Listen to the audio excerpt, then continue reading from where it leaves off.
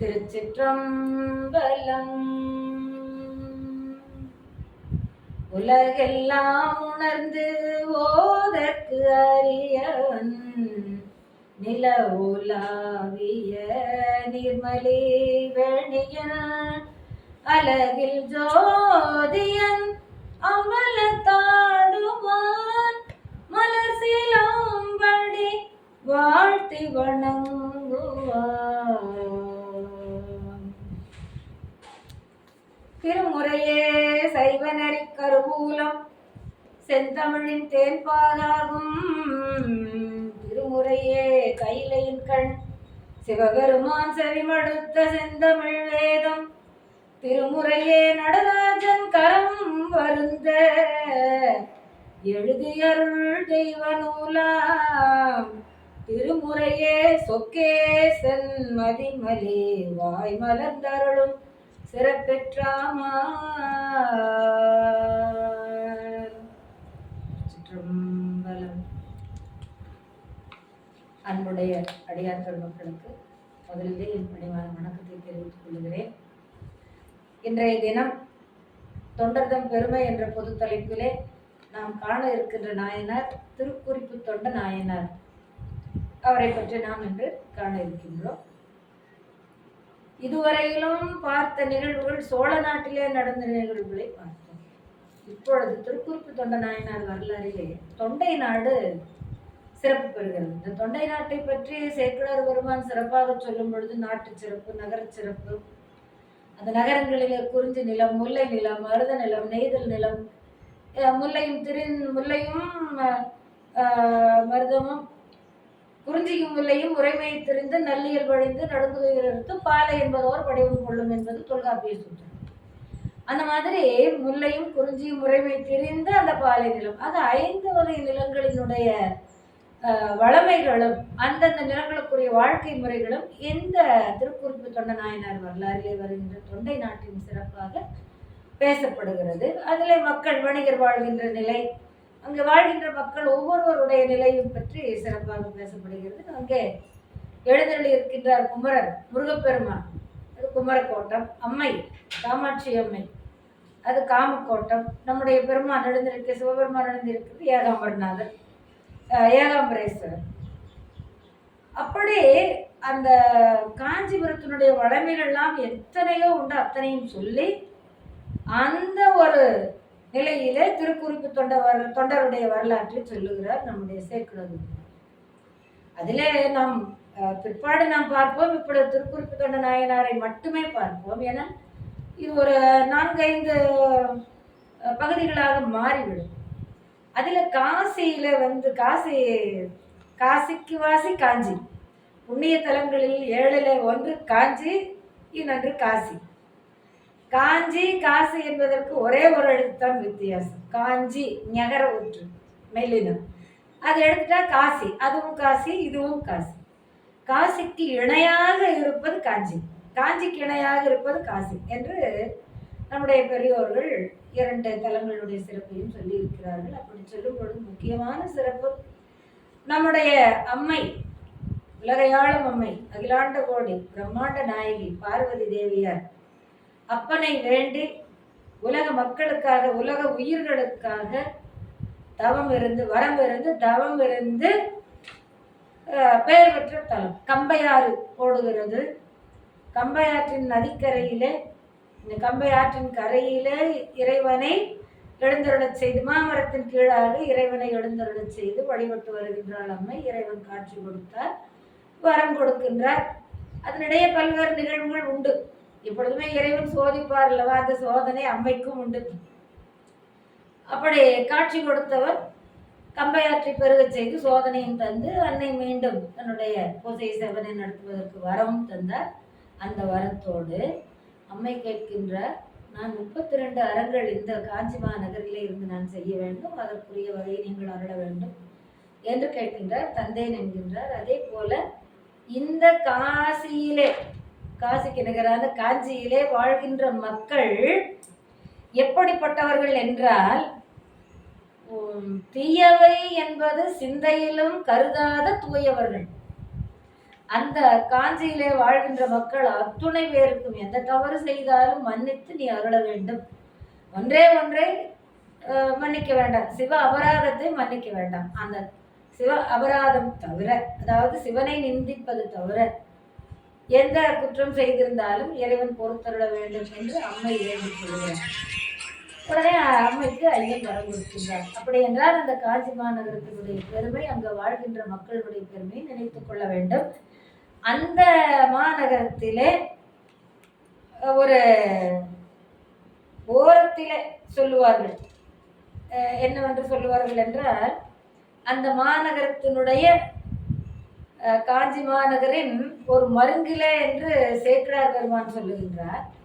அந்த ஒரு மருங்குன்னா ஒரு ஓரத்திலேன்னு வச்சுக்க வேண்டியது, அவ்வளவுதான். ஏன் அந்த ஒரு புறத்திலே என்று சொல்லுகின்றார் என்றால், அவர் ஏகாலியர் வகுப்பினர், துணி துவைத்து கொடுக்கும். ஆனால் அதை சேக்கிழார் பெருமான் அழுத்தி எங்கேயுமே பாட்டில் சொல்லு, ஏகாலியர் துணிகளை ஒலித்து கொடுப்பார். ஓங்கி ஓங்கி போடுறோம் இல்லையா கல்லு மேலே, அதில் வருகின்ற ஒலி, அந்த ஒலியையே பேராக வைத்து ஒலித்து துவைத்து கொடுக்கின்றவர் அப்படின்னு தான் சொல்வாரே தவிர, மற்றபடி சீகே ஐயா உரை எழுதும் போது தான் அந்த ஒரு இடத்துல நமக்கு தெரியணுங்கிறதுக்காக அவர் குறிப்பிட்டு சொல்லியிருக்கிறார். சிறப்புகள் பல பொருந்திய காஞ்சி மாநகரிலே ஒரு புறத்திலே ஏகாலியர் குலத்திலே திருக்குறிப்பு தொண்டநாயனார் அவதரித்தார். மற்றவருடைய குறிப்பறிந்து செய்யக்கூடியவர், அதனாலே இவருக்கு திருக்குறிப்பு தொண்டன். அதுல மிகச் சிறப்பாக சிவன் அடியார்கள் என்ன நினைக்கின்றார்களோ அவர்கள் நினைப்பதற்கு முன்பே அவர்களுடைய குறிப்பை அறிந்து அதற்கு தக்கவாறு இவர் தொண்டு செய்கின்றார். அதனாலதான் திருக்குறிப்பு தொண்ட நாயனார். திரு குறிப்பு சும்மா நம்மளை போல இருக்கிறவங்க குறிப்பறிந்து செய்யறதுங்கிறது வேறு. இவர் நாயனார் வரிசையிலே இடம்பெறுகின்றார். தொண்டாக அன்போடு கூடிய மனத்திலே, பொறுமையோடு கூடிய மனத்திலே, ஆர்வத்தோடு செய்து வருகின்றார். உள்ளத்திலே எந்த கல்மிஷமும் கிடையாது. அப்ப அந்த தொண்டுக்குண்டான மகிமை, தொண்டுக்குண்டான சிறப்பினை சொல்லுவதனால அது திரு தொண்டன். நாவுக்கரசு பெருமான் ஒரு இடத்துல சொல்லுவார் தொண்டின் பெருமையை, தொண்டராகி தொழுது பணிமினோ பண்டை வல்வினை பற்று அற வேண்டுவே தொண்டராகி தொழுமினோ. நீங்கள் தொண்டு செய்து தொழுதழுங்கள், அதனால் நமக்கு என்ன பயன் கிடைக்கிறது? முன்பு பண்டை செய்தவனே எது சஞ்சிதம், அதுக்கப்புறம் பிராரப்தத்துல வசிக்கிற போது ஆகாமே நதி எல்லாமே அழிந்து. தொண்டராகி தொழுது பணிமினோ பண்டை வல்வினை பற்றற வேண்டுவே தொண்டராகி தொழுது பணிமினோ. தொண்டராகணும், தொழணும், பணியணும். தொழுவதே நம்ம பணிந்துதான் தொழணும். அதுலயும் சிறப்பா இப்படி கூட இருந்து வணங்குவாங்க, பணிந்து வணங்குவாங்க. அதான் செல்வர் சிவபுரத்தில் உள்ளார் சிவனடிக்கு பல்லோரும் ஏத்த பணிந்து. பணிவுடை மேல திருவள்ளுவர் அழகா சொல்லியிருப்பார். அந்த மாதிரி அன்பு மனமும் ஒழுக்க நெறியும் கொண்டவர். சொன்னபடிக்கு செய்து கொடுக்கக்கூடியது மிகப்பெரிய ஒழுக்கம். அந்த சொன்ன சொல் தவறாமல் தன்னுடைய காரியத்தை செய்து கொடுக்கின்றவர்களுக்கு அந்த ஒழுக்கம், பண்பு, நேர்மை, அன்பு எல்லாமே இருக்கும். அது இருந்தாதான் அவங்களால அந்த சொன்னதை அந்த நேரத்துக்கு செய்ய முடியும். அந்த மாதிரி இறைவனோட மிகுந்த அன்பு கொண்டு வழிவழி தொண்டு செய்து கொண்டு வருவர். அப்போ வழிவழி தொண்டுன்னு என்ன அர்த்தம்? அப்பா, தாத்தா, தாத்தாவுக்கு முன்னால தாத்தா, இவங்க எல்லாமே பரம்பரையாக தன் தொழிலிலே முதன்மையாக இருந்தாலும், சிறப்பாக இருந்தாலும், ஒழுக்க நெறியிலே இருந்தாலும், அன்போடு இருந்தாலும், இறைவனிடமும் இறைவன் அடியார்களிடமும் மிகுந்த அன்பு பாராட்டக்கூடியது. அதனால அந்த வழி பாங்கு சுந்தரன் பெருமான் சொல்லுவார், நாவுக்கரசர் பெருமான் சொல்லுவார், ஞானசம்பந்த பெருமான் சொல்லுவார், எல்லாருமே சொல்லுவாங்க. அப்படி மனம் மொழி மெய்களால் சிவனடியையே போற்றுபவர்கள் சிவன் அடியார்களையே போற்றி ஒழுகுவது. அப்போ அடியார்களது குறிப்பறிந்து செய்து கொடுப்பவர். அதனாலேயே இவருக்கு அந்த பெயர் வந்தது என்று பார்த்தோம். பெருவண்ணார் என சொல்லலாகாதவர் அப்படின்னு சீகே செய்ய உரை எழுதுவார். பெருவண்ணார் பெரிய சிறப்பு பொருந்திய எல்லாருமே அப்படி சொன்னபடி கொண்டு தூய்மையான தண்ணீர், முறையான அந்த கலவை கலந்து அடுப்பில் வச்சு வேக வைக்கணும். துணியை அளவாக்கா வேக வைக்கணும். அந்த மண் இருக்கு வெள்ளம் அதை போட்டு தானே இப்பெல்லாம் வேக வச்சு வெள்ளாவி விளக்குறதுன்னு எங்கள் பக்கம் எல்லாம் சொல்லுவாங்க. ஆவியில் வச்சு விளக்குறது அப்புறம் தான் கொண்டு எல்லாம் பண்ணுவாங்க. அந்த மாதிரி தூய்மையாக தன்னுடைய பணியை செய்யக்கூடியது. ஒரு வாடை வராமல் கொண்டு போய் கொடுக்குற இடத்துக்கு எப்படி கொடுக்கணும், நல்லா காய வச்சு அந்த இதில் போட்டு தேய்ச்சி, அந்த காலத்தில் பெட்டியே ஏது ஒரு சட்டியில் தீ தணல்களை போட்டு மேலே மூடி அப்படியே வச்சு தேய்ச்சி எடுக்கணும். அந்த மாதிரி குறியும் போடுவாங்க. குறி போடுவாங்க, என்னென்ன வீட்டுக்கு என்னென்ன குறிகள் என்றும் போடுவாங்க. அந்த மாதிரி முறைப்படி பெரு சிறப்போடு செய்யக்கூடியது. அதனால சேக்கிழார் பெருமான் எழுதிய அந்த பாடல் வரைக்கு நம்ம சி.கே.எஸ். ஐயா அவர்கள் என்ன உரை எழுதுகிறார்கள்? பெருமன்னார் என சொல்லல் ஆகாதவர், அந்த வார்த்தையே சொல்லக்கூடாது, அப்படிப்பட்ட தகைமை உடையவர் இருக்கிறார். சிவன் அடியார்களின் துணிகளை பெருகு விருப்போடு மிகுந்த விருப்போடு தூய்மைப்படுத்தி கொடுப்பவர். துணிகளின் மாசுன்னா குற்றம்னா அழுக்கு. துணியில் என்ன அழுக்கு தானே. அப்ப துணிகளை வெளுக்கும் போது அழுக்கு போகிறது. அதுபோல இவர் தன்னுடைய வாழ்க்கையிலே தன்னுடைய மாசுகளை, தன்னுடைய குற்றங்களை, தன்னுடைய அழுக்கை போக்கிக் கொள்ளுகிறார். எனவே மும்மல குற்றம் நீங்குகிறது. துணிகளை வெளுத்து கொடுப்பது போல மனம் வெளுக்கின்றார். மனம் வெளுக்க என்ன உண்டு எங்கள் முத்து மாரியம்மா, பாரதியார் பாடுவல்ல, துணி வெளுக்க சாணை உண்டு, மனம் வெளுக்க என்ன உண்டு? மும்மலத்தை நீங்கும் வகையிலே இந்த துணி வெளுப்பதன் மூலமாக தன்னுடைய குற்றங்களையும் போக்கிக் கொள்ளுகின்ற வகையிலே அவர் செய்கிறார். அது எப்படி? துணி வெளுக்கிறதுக்கு மண் இருக்குது, சரி, மனம் வெளுக்கிறதுக்கு என்ன மண்ணு? அப்போ இந்த முதல்ல சொன்னோம்ல, ஒழுக்கம், அன்பு, பண்பு, இந்த மாதிரி பாசம், நேசம், தொழிலிலே தூய்மை, இந்த எண்ணங்கள் எல்லாம் இருக்கின்ற பொழுது தீய எண்ணங்கள் நெஞ்சை அணுகாது. அதனால்தான் முதல்லயே காஞ்சிபுரம் மக்களை பார்த்து சொல்லும் பொழுது சேக்கிழார் பெருமான் சொல்லுவார், தீயவை என்பவை கிஞ்சித்தும் கனவிலும் நினைவிலா சிந்தை. தீய என்பன கனவிலும் நினைவிலா சிந்தையராய தூய மாந்தர்கள் வாழ்கின்ற காஞ்சி. சிந்தை தூயர். அதான். அப்புறம் அந்த வழக்கு சொல்லும் போது என்றும் மெய்வளம் தரும் சிறப்பினார். என்னைக்குமே 5 ஐவகை நிலங்களுடைய கலப்பாடம் இருக்கு. ஒவ்வொரு பகுதி ஆற்றோரமா இருக்கிறதெல்லாம் நெய்தல் நிலம், வயலா இருக்கிறதெல்லாம் மருத நிலம், மலையோரமா இருக்கிறதெல்லாம் குறிஞ்சி நிலம், கொஞ்சம் காட்டு பகுதியா இருக்கிறதெல்லாம் முல்லை நிலம், இந்த காடும் மலையும் கொஞ்சம் கலந்து கொஞ்சம் அழிஞ்சு வரக்கூடிய பகுதி பாலை நிலம், ஆற்றோரமா இருக்கிறது நெய்தல் நிலம். இந்த மாதிரி எல்லா வளமையிலும் உண்டு. அப்போ உலகெல்லாம் வியக்கும்படி எந்த யுகங்களும் நிலைபெற்றுள்ளது. எந்த காலத்துல போனாலும் காஞ்சி மாநகர் பழமையத்தர், அப்படிப்பட்ட பழமை நகரம்னு சொல்றாங்க. அதனால இங்கே துணியை வெளுத்து அழுக்கை போக்குவது போல தன்னுடைய மனதை வெளுத்து மும்மல குற்றங்களும் நீங்கும்படியாக தன்னை புடம் போட்டுக் கொள்ளுகிறார் நம்முடைய திருக்குறிப்பு தொண்ட நாயனார். செய்யும் தொழிலை வைத்து அவர்களுடைய வாழ்க்கையில திருவடிக்கு செல்லுகின்ற அந்த வளமையை சொல்லுகின்றார் சேக்கிழார் பெருமான். அதற்கு தகுந்தாற் போல சி.கே. சுப்பிரமணியம் ஐயா அவர்கள் உரை எழுதி வருகிறார்கள். ஒன்றை விட ஒன்று மேம்பட்டு விளங்குகிறது. அதுதான் அங்கே ஒரு நாள் இப்படி போய்கொண்டிருக்கிறது. காலப்படி எப்பவுமே நம்ம ஐயன் எப்போ வருவாரு? ஒரு சோதனை செய்வதற்கு ஒரு நாள் வருகின்றார். எப்படி வருகின்றார்?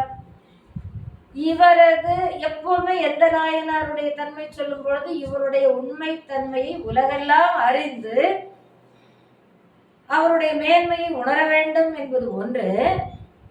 அப்படி உலகெல்லாம் அறிந்து கொண்டு அவர் கொண்ட அந்த ஒழுக்கம், பண்பு, நேசம், பாசம் இவற்றை கை கொண்டு தன்னுடைய கொண்ட கொள்கையிலே உரைப்பாக இருக்கக்கூடிய அந்த தன்மையை கடைபிடிக்க வேண்டும். யாரு? உலக மக்கள் அனைவரும். அதற்காகத்தான் எல்லா நாயனார்கள் வரலாற்றிலேயும் சோதனை செய்ய வருகின்றார் என்றால் உலகம் உய்ய, உலக மக்கள் தெரிந்து கொள்ள, உலகத்தோர் புரிந்து அதன்படி நடக்க, கற்க கசடர கற்க, கற்பவற்றை கசடர கற்க, கற்றபின் அதற்கு தக நிற்க. அதுதான் இப்போ இந்த நாயனாருடைய வரலாற்றை கற்கின்றோம். அவர் தன்னுடைய வாழ்க்கையிலே எப்படி நடந்து கொண்டு வருகிறார், அவருடைய தொழில் என்ன, அந்த தொழிலிலே தடை வருகின்றதா, வருகின்ற போதும் அதை நீக்கி அதிலே எப்படி உரைப்பாக இருக்கின்றார். அப்படித்தான் நாமும் நம்முடைய வாழ்க்கையில, நாம் வாழ்கின்ற வாழ்க்கையில நாம் என்ன தொழில் செய்து கொண்டிருக்கிறோம். எந்த தொழில் செய்தாலும் மனைவி, மக்கள், கணவன், சுற்றத்தார், உற்றார், உறவினர், நண்பர்கள், போகின்ற அலுவலக நண்பர்கள், எங்கெங்கே இருக்கின்றோமோ அந்த பெரியோர்களிடம் எல்லாம் கூட அன்பு பாச நேசத்தை செலுத்தி ஒழுக்கத்தோடு வாழ்ந்து நாம் கொண்ட கொள்கை என்ன அதிலே உரைப்பாக நின்று வெற்றியை நாடி செல்லும். இயல்பாக இறைவனிடம் நாடுகின்ற அந்த பண்பு இருக்கும் பொழுது இயல்பாகவே வெற்றி நமக்கு வந்து சேரும். அதுதான் இந்த வரலாறுகளினுடைய தாற்பயம். அப்படி அவர் நிலையை உலகுக்கு அறிவிக்க வேண்டியும் திருக்குறிப்பு தொண்ட நாயனாருக்கு அருள் புரிய வேண்டியும் ரெண்டுமே அது நடக்குது. ஒரே கல்ல ரெண்டு மாங்க, மாவடியின் கீழ் இருக்கிறவர் ஒரே கல்ல ரெண்டு மாங்க கொடுக்கிறார். அந்த மாதிரி ஒரு முறை சோதிக்க வந்தார். முதல்ல யார் சோதிச்சாரு? இதே காஞ்சி மாநகரத்துல இதே திருக்குறிப்பு தொண்ட நாயனார் வரலாறுல யாரை சோதித்தார்? அம்மையை சோதித்தார். அம்மை என்ன செய்தார்? இறைவனிடம் வரம் கேட்கின்றார். இறைவன் எப்படிப்பட்டவர்? இறைவன் கிட்ட கேட்கிறார், ஐயா உங்களுக்கு என்ன பிடிக்கும் அதை நான் செய்கிறேன். என் நெல்லாகமும் இயம்பிய இறைவர் தாம் விரும்பிய உண்மையாவது பூசனை என உரைத்தருள. பொருள் புரியுதில்ல? எண்ணில்லாத ஆகமங்களை சொன்ன இறைவர் தாம் விரும்புகின்ற உண்மை என்ன, எனக்கு நீ பூசனை செய்ய வேண்டும், யார் என்றாலும் எனக்கு பூசனை செய்வதுதான் எனக்கு விருப்பம் என்று உரைத்தருள அண்ணலார்தமை அர்ச்சனை புரிய ஆதரித்தாள். ஐயனை அர்ச்சனை பூஜை செய்து அர்ச்சனை புரிய ஏற்றுக்கொண்டு, யாரு? பெண்ணின் நல்லவளாய பெருந்தவ கொழுந்து, பெண்களிலே நல்லவன். மண்ணில் நல்ல வண்ணம் வாழலாம் வைகளும் எண்ணில் நல்ல கதிக்கு யாதுமோர் குறைவில்லை, கண்ணில் நல்ல கரும் நல்ல அகுரும் கழுமல வளநகர் பெண்ணின் நல்லாளோடும் பெருந்தகை இருந்ததே. இறைவனோடு இறைவியை இருக்க சொல்லி இருக்கின்ற நிலையை சொல்லி பாடும்போது பெண்ணின் நல்லாளோடும் பெருந்தகை இருந்தது. உலகத்துல உள்ள பெண்களில் எல்லாம் அன்னை சிறந்தவள். நதிகளிலே சிறந்தது கங்கை, பறவைகளிலே சிறந்தது கருடன், மலர்களிலே சிறந்தது தாமரை, மணிகளிலே சிறந்தது உத்ராட்சம், பெண்களிலே சிறந்தவர் நம்மையாளும் உமையம்மை. அவர் எப்படி எப்படி பூஜை செய்தார்? நெஞ்சம் ஈசனை காண்பதே விரும்பி. எங்கேயும் இந்த நெஞ்சமானது வேற எங்கேயும் போகல. சாப்பாடு செய்யணுமே போய் மணி 12க்கு முடிச்சிருவாங்களா, இந்த மாதிரி எல்லாம் இல்லாம நெஞ்சம் வேறெங்கெல்லாம் சிதறி விடாமல் நெஞ்சகம் ஈசனை காண்பதே விரும்பி தான் செய்கின்ற பூசையிலே இறைவன் எழுந்துருள வேண்டும். அவர் திருமேனியை நான் காண வேண்டும், திருவடியையும் திருமுடியையும் நான் காண வேண்டும் என்பதையே விரும்பி நிரந்தரம் திருவாக்கினில் அஞ்செழுத்தே சொல்லி நிரந்தரமாக எப்போதும் காய்கறி அறிந்தாலும் வீட்டு வேலைகள் எதை செய்தாலும் இறைவனுடைய நாமம் அஞ்செழுத்து. சிவாய நம ஓம் சிவாய நம ஓம் சிவாய நம ஓம் சிவாய நம ஓம் சிவாய நம சிவாய நம சிவாய நம. நம்ம பாட்டுக்கு வேலை செய்துதான் இருப்போம், ஆனா நெஞ்சுக்குள்ள மனசுக்குள்ள இறைவனுடைய அந்த நாமம் நாவிலே நவற்றி கொண்டே இருக்க வேண்டும்.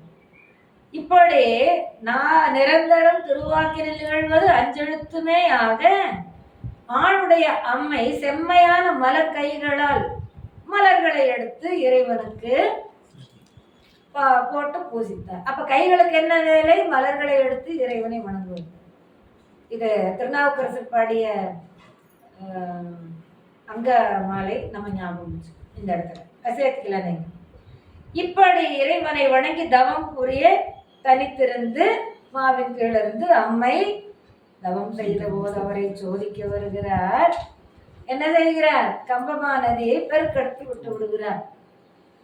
ஐயோ என்ன செய்வேன், கம்பமா நதி பெருக்கெடுத்து வருகிறது. 2 வகையான பாதுகாப்பு வேணும் அம்மைக்கு. இது அநேகமாக நதிக்கரையில் இருக்கின்ற மணலை சேர்த்து வைத்து அம்மை சிவலிங்கமாக பாவித்து வணங்கியது என்று ஒரு வரலாறு வருகிறது. அது மணலிலே சேர்த்து வைத்த லிங்கம் அன்னை செய்தால் அது அடித்து செல்லாது, இருந்தாலும் நமக்கு இயல்பாக வருகின்றது. அது போய்விடும் என்று அணைத்துக் கொள்கிறாள். இன்னொன்று, வருகின்ற வேகம், ஆற்றினுடைய வேகம் தன்னை அடித்துக் கொண்டு போய்விடுமா? அதுக்கு இறைவனே காப்பு. புரியுதுங்களா? ரெண்டு வகையான காப்பு. புரியுதா மணிமாலா உங்களுக்கு? அப்ப ரெண்டு வகையான காப்பு இயல்பாகவே பெண்களுக்குள்ள, ஆண்களுக்கு இருக்கு. ஆனா இங்க அம்மையை சொல்ற போது நமக்கு கொஞ்சம் நமக்கு எடுத்துக்கிறோம். அப்ப பெண்களுக்குள்ள மற்றவரையும் காக்கணும், நம்மையும் காக்கணுங்கிற இயல்பு அந்த பெண்மையினுடைய இயல்பு, தாய்மையினுடைய இயல்பு வந்து அந்த மாதிரி அவள் அணைக்க போகிறாள். அப்ப சோதனை செய்தானே வந்த பூஜையை பாதியில நிறுத்தத்தானே அம்மைக்கு சோதனை கொடுக்க முடியும். முழுமை அம்மையை பூஜை செய்ய விடாமத்தான் இந்த வேலையை செய்கிறாரு. அப்படி சோதிக்க வந்தபோது அம்மை தழுவிக்கொள்ள முளைத்தொழும் பழைத்தொழும் பெற்றார். அதுக்கப்புறம் காட்சி கொடுத்து அருள் புரிகிறார். நான் இன்னும் பூஜை முடிக்கலைங்கிற போது, இல்லை நான் ஏற்றுக்கொள்ளுகிறேன், பூஜை முடிப்பாய், நீ தினந்தோறும் பூஜை முடிப்பாய், அப்புறம் வேணுங்கிற வரம் கேளும்போது தான் 32 அரங்கள் செய்யணும். காஞ்சி மாநகர மக்களுக்கு நான் ஏதேனும் அவர்கள் தீமை செய்து விட்டால் நீ அருளாகத்தான் அதை கொள்ள வேண்டும், அருள் புரியத்தான் வேண்டும் என்று கேட்டுக்கொள்கிறார். சிவ அபராதம் தவிர. அப்படி அன்று அம்மையை சோதிக்க வந்தவர் இன்று திருக்குறிப்பு தொண்டநாயனாரை சோதிக்க வருகின்றார். அப்போ நீங்க நினைச்சு பாருங்கம்மா, இதுல ஒரு பெரிய சந்தோஷம். அம்மைக்கு சோதனை செய்தது போல் திருக்குறிப்பு தொண்ட நாயனாருக்கு செய்கிறார்னா, அம்மைக்கு திருக்குறிப்பு தொண்ட நாயனாருக்கு இறைவா இறைவா ஐயன் மனதில் அப்படி இருக்கிறது. நாம் அப்படி நினைச்சு விடக்கூடாது. ஐயனுடைய மனதிலே, ஏன் அவருடைய தொண்டு, அவருடைய குறிப்பறிந்து ஒழுகின்ற தன்மை, அவருடைய அன்பு, பாசம், நேசம், அடியார்கள் மேல் வைத்திருக்கின்ற அந்த என்னது உறுதிப்பாடான அன்பு. அத எப்படி சொல்றதுன்னு தெரியல, அவ்வளவு உறுதிப்பாடான. இதுக்கெல்லாம் ஆண்டவன் மயங்கி இருக்கான்ல, அன்புக்குத்தானே அவன் அடிப்படுவான். அன்பே தானே சிவம், சிவம் தானே அன்பு. இரண்டு என்பார் அறிவில்லை இல்லைங்களா? தெரிஞ்சிட்டவனால அன்பே சிவமாவது அமர்ந்து, அவ்வளவு. அன்பே சிவம்னு தெரிஞ்சுட்டா அன்பே சிவமாக அப்படியே அமர்ந்துப்பாங்க. இதுதான். அப்போ அந்த அன்புக்கு கட்டுப்பட்டவர் இறைவன். அதனால இவர் என்ன பண்றாரு? சோதிக்க வருகின்றார். அதனாலதான் அன்று அம்மையை சோதிக்க வந்தவர் இன்று திருக்குறிப்பு தொண்ட நாயனாரை சோதிக்க வருகின்றார். அதெல்லாம் நினைச்சு நினைச்சு நம்ம CKS ஐயாவுடைய உரையை படிக்க படிக்க நமக்கு அவ்வளவு சின்ன சொல்லா இருக்கும். அதுக்கு எவ்வளவு ஆழமும் பொருள் நம்ம நடைமுறையில் இருக்கிறது கூட இல்லாத வழக்கம் இப்படிதான் இருக்கணுங்கிற மாதிரி இல்லை. ஒரு நிறை நம்ம இப்படி தன்னுடைய அடியவரின் தனி தொண்டருங்கிறார். திருக்குறிப்பு தொண்ட நாயனார் சேக்கிழார் பெருமான் என்ன சொல்லுகிறார்? தனி தொண்டர். அப்ப சிவபெருமான் யாரிடம் வந்தாரா? தன்னுடைய அடியவர்தம் தனி தொண்டர், சிவன் அடியார்களுக்கு தனி தொண்டராக இருக்கக்கூடிய நிலைமையை கண்டு அருள் புரிய வந்தணைந்தார். எப்படிப்பட்ட காலத்துல வருகிறார்? குளிர்காலம். குளிர்காலம். ஒரு கந்தை ஆடை எப்படி இருக்கும்? குளிர்காலம் கந்தை ஆடை. சீதமலி காலத்து, சீதம்னா குளிர்ச்சி, மலின்னா அதிகம், மலிவளம் சுரப்ப, மலிந்த வளங்கள் சுரப்ப, மலி வளம் அப்படி பொருள் புரிஞ்சது சொல்லணும். மலிவளம் சுரப்ப மன்னன் கோன்முறை அரசு. அப்ப மலின்னா மலிந்த அதிகமான. அப்படி சீதம் மலிகாலத்து திருக்குறிப்பு தொண்டர்வால் ஆதுலராய் மெலிந்து மிக அழுக்கடைந்த கந்தையுடன் மாதவ வேடம் தாங்கி மாலரியா மலரடிகள் கோதடைய மனத்தவர் முன் குறுநடைகள் கொள குறுகி.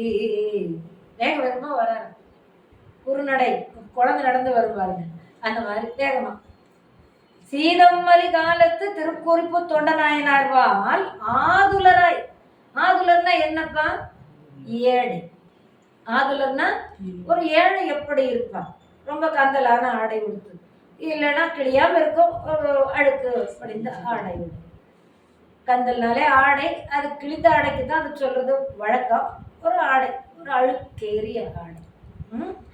ஆதுலராய் மெலிந்து, ஏழைய போல ரொம்ப மெலிந்து. என்னென்ன வேஷம் போடுறாரு அவருக்கு. அப்படி மெலிந்து மிக அழுக்கடைந்த கந்தையுடன் மாதவ வேடம் தாங்கி. அப்படி அழுக்கடைந்த கந்தையோடு வந்தாலும் அவருடைய தவ வேடம் எப்படி இருக்குது? மாதவத்தினர் கொள்ளுகின்ற மாதவராக உயர்ந்த தவத்தினை உடையவராக முனிவருடைய கோலத்திலே மாலரியா மலரடிகள். திருமால் மலரடியை தேடி போனார், கண்டார பெருமா காண முடியவில்லை. மாலரியா மலரடிகள், இதெல்லாம் ஒரு சொல்லுக்கு சொல் பாருங்க. அப்படி மலரடிகள் நோவ கோதடையா மனத்தவர் முன் குற்றம் என்பது இல்லாதவராகிய மனத்தை உடையவராகிய திருக்குறிப்பு தொண்டநாயனார். ஒவ்வொரு சொல்லையும் திருக்குறிப்பு தொண்டநாயனாருக்கு எப்படி போடுறாரு பாருங்க சேர்க்கிறார். கோதடையா மனத்தவராகிய திருக்குறிப்பு தொண்டர் முன் குறுநடைகள் கொலக்குருவி பக்கம் பக்கமா காலை வச்சு வேக வேகமா வர. திருமேனி வெந்நீர் திகழ்ந்தொழிரும் கோலத்து, மேனி எல்லாம் வெந்நீர், அப்ப வெள்ளையும் கருப்புமா இருக்கும் பாருங்க. மேனி எல்லாம் வெந்நீர், இடையில கந்தலாடை கருகருன்னு, அழுக்கடைந்த கந்தை கருப்பு தானே. திருமேனி வெந்நீர் திகழ்ந்தொழிரும் கோலத்து கருமேகம், அப்படியே சொல்லிட்டார். கருமேகம் என அழுக்கு கந்தையுடன் எழுந்தருளி. நல்ல வேலை கருப்பு சவுக்குமா இல்லை, வெள்ளையும் கருப்புமா இல்லை. வெள்ளை தூய்மைக்கு உண்மைக்கு அடையாளம், கருப்பு எதிர்மாறான. வரும் மேனி அருந்தவரை கண்டு, எழுந்தருளி வருகின்ற அருந்தவரை கண்டு இவர் மனமகிழ்ந்து, திருக்குறிப்பு தொடர் மனமகிழ்ந்து எதிர்கொண்டு உருமேவும் மயிர் உலகம் உளவாக பணிந்தெழுந்தார். தன்னுடைய உடம்பெல்லாம் உள்ளமெல்லாம் அப்படி புலகாங்கிதம் மகிழ்ச்சியால் சிலுக்கின்றது. அப்படி வேகத்தோடு சென்று அவரை வணங்கி பணிந்து எழுந்தார். இதுக்கப்புறம் பாருங்க, ஒவ்வொரு பாட்டையுமே கூட சொல்லலாம், ஆனா நமக்கு காட்டப்படுவோம். இப்ப ரெண்டு பேரும் உரையாடி கொள்ளுகிறார். யார் யாரு? நம்முடைய பெருமான அவருடைய தனித்தொண்டர். தனித்தொண்டர்னு இனிமேல சொல்லிக்கலாம். அவருடைய தனித்தொண்டர். ஏன் தனித்தொண்டர்? சிவபெருமானுடைய அடியார்களுக்கு அடியாராக குறிப்பறிந்து தொண்டு செய்யும். அப்ப அடியவருக்கு தான், அடியவர் மனதில் தான் இறைவன் இருக்கிறார். அதனாலதான் தொண்டர்தான் பெருமை அப்படின்னே பேர் வந்து. சரி, அவர் வருகிறார். வந்த உடனே பார்த்துட்டு உடனே, பத்மா ஏன் பத்மா ரொம்ப வாடி இருக்கீங்க? ஏன் மணிமாலா ரொம்ப வாடி இருக்கீங்க? ஏன் கொடி ரொம்ப வாட்டமா இருக்கீங்க? நல்லா இருக்கீங்களா? என்ன அப்படி கேட்கும்ல. அது மாதிரி எய்தும் அவர் குறிப்பறிந்தே, எய்தும் வந்து அடைந்து அவருடைய குறிப்பறிந்து இனிய மொழி பல மொழிந்து, நல்ல மொழிகளை அன்பு தழுவிய மொழிகளை பல பேசி செய்தவத்தின் முன்பு செய்ததாகவும் இப்பொழுது செய்கின்றதாகவும் இனிமேலும் செய்ய போகின்றதாகவும் அது இறைவனுக்கு சொல்லி இருக்கிறார். அவருக்கு என்ன? இது வினைத்தொகையில சொல்லுவோம். முக்காலமும் ஏற்று வருகின்ற. இதனுடைய சிறப்பு இன்னொரு இடத்துல பார்க்கலாம்.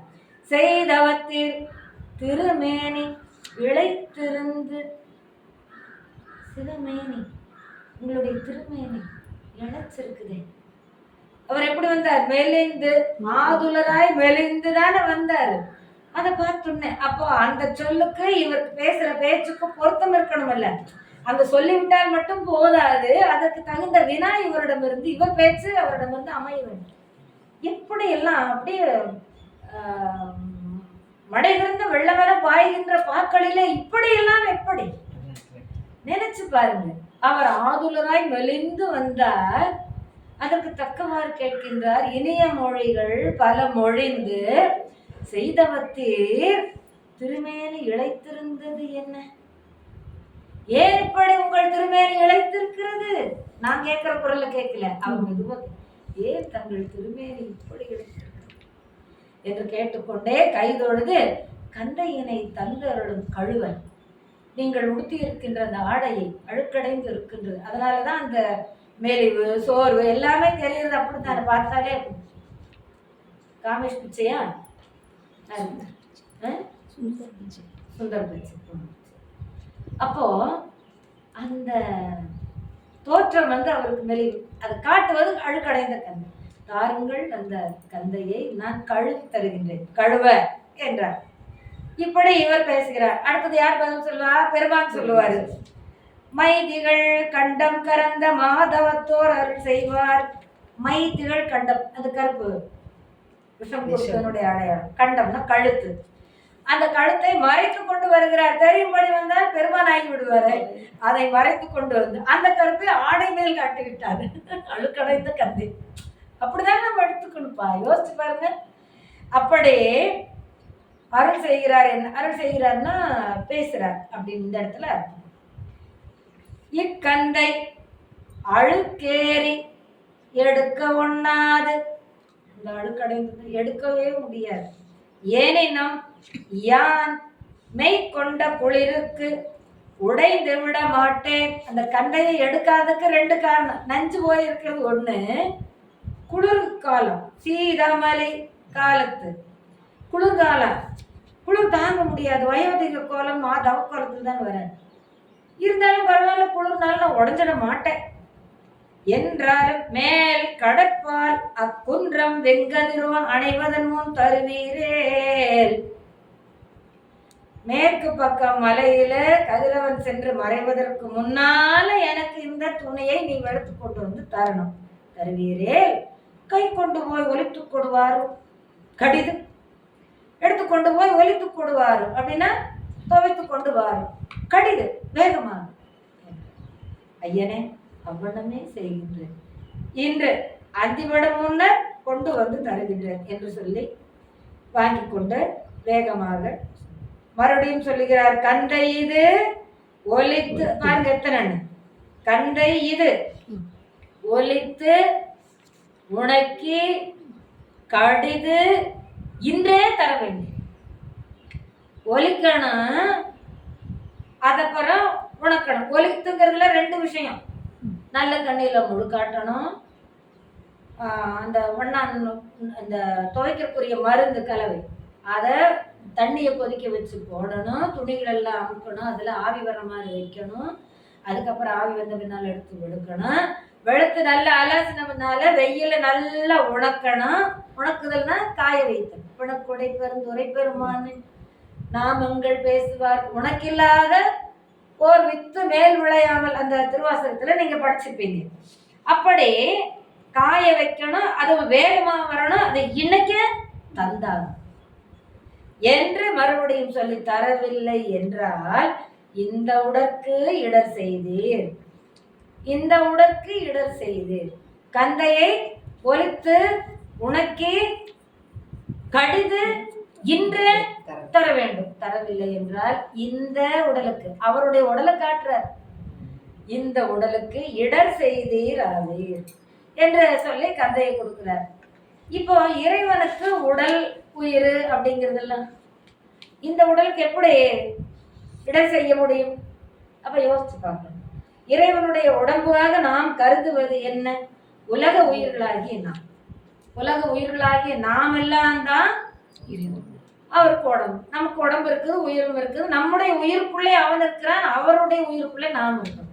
அப்போ உடலுக்கு வருகின்ற இடர் என்றால் நமக்கு வருகின்ற இடர் தான் அர்த்தம். உடல் யாரு? ஆமாதான்.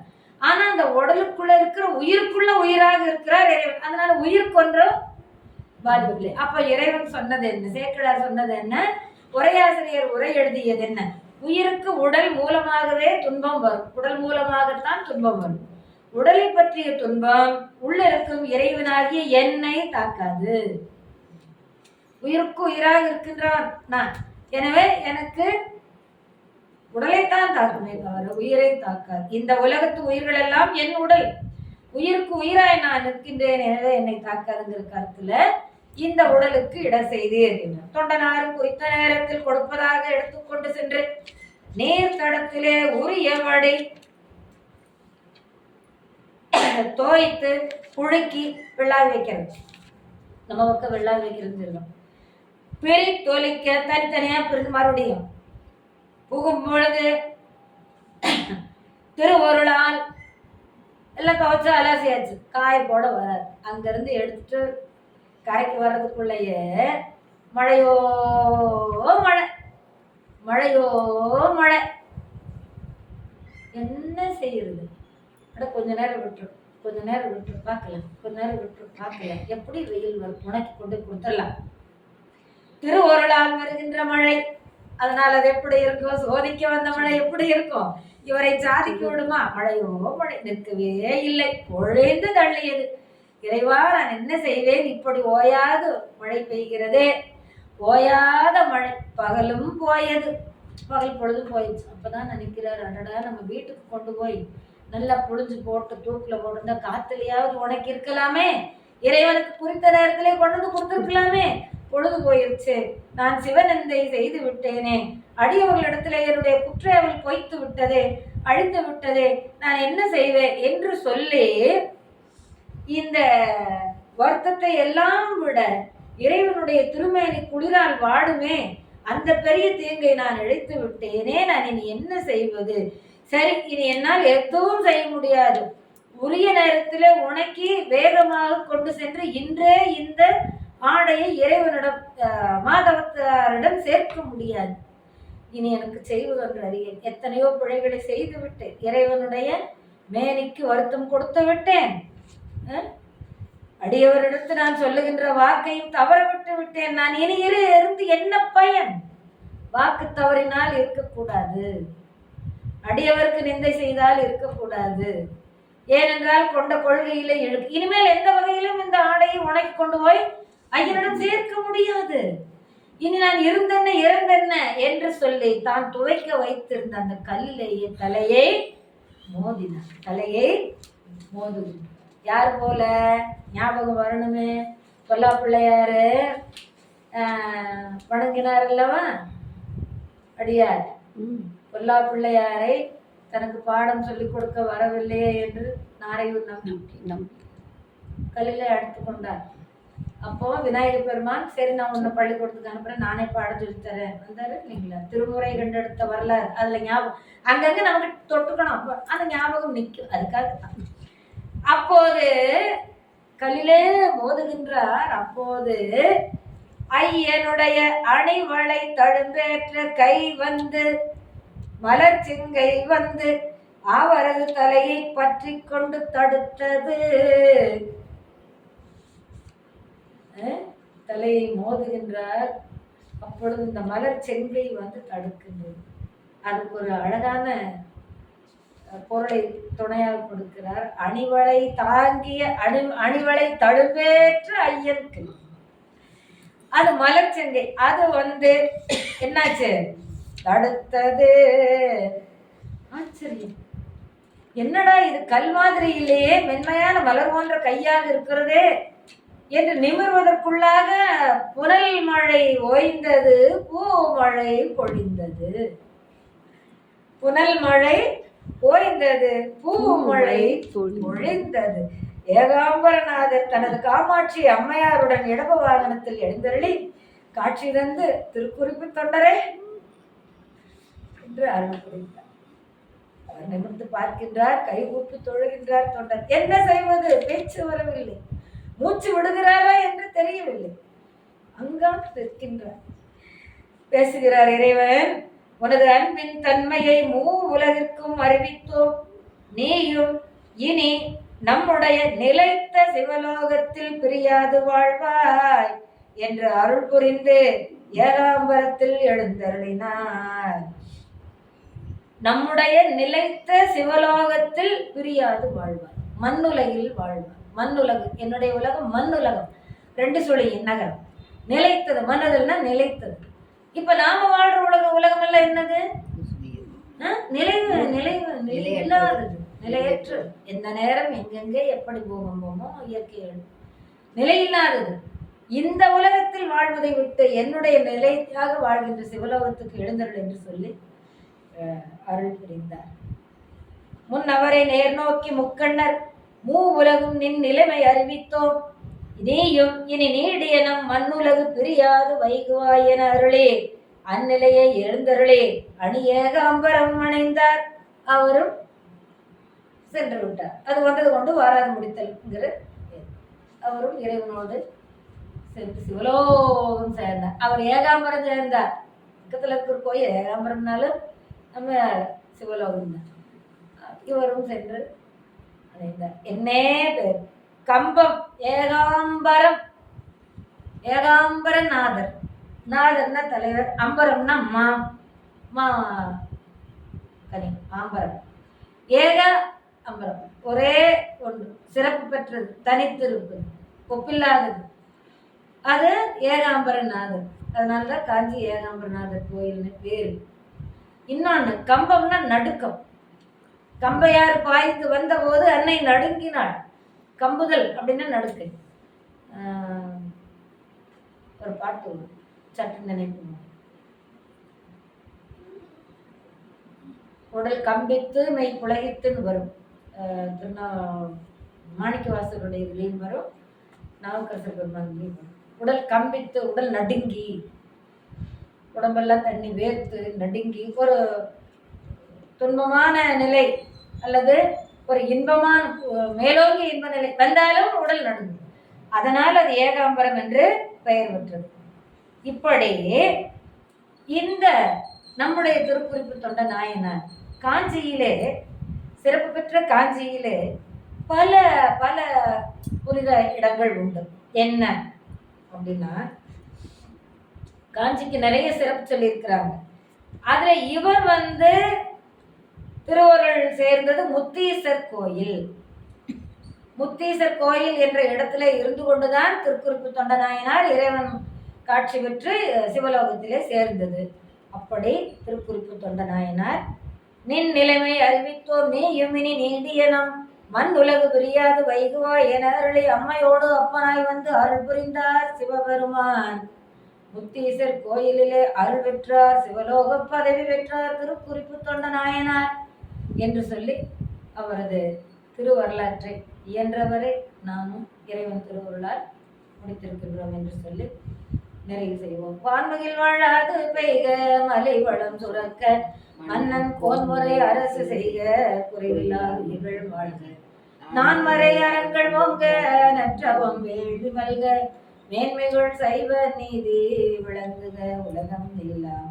மேன்மைகள் சைவ நீதி விளங்குக உலகம் எல்லாம். மேன்மைகள் சைவ நீதி விளங்குக உலகம் எல்லாம். நம பார்வதிபதையே அருகர மகாதேவ தென்னாடுடையவனே போற்றி, எந்நாட்டோர்க்கு மறைவா போற்றி, ஏகம்பத்துரை எந்தாய் போற்றி, பாகம் பெண்ணுரானாய் போற்றி, காவாய் கனகத்திரளை போற்றி, கைலை மலையானே போற்றி போற்றி.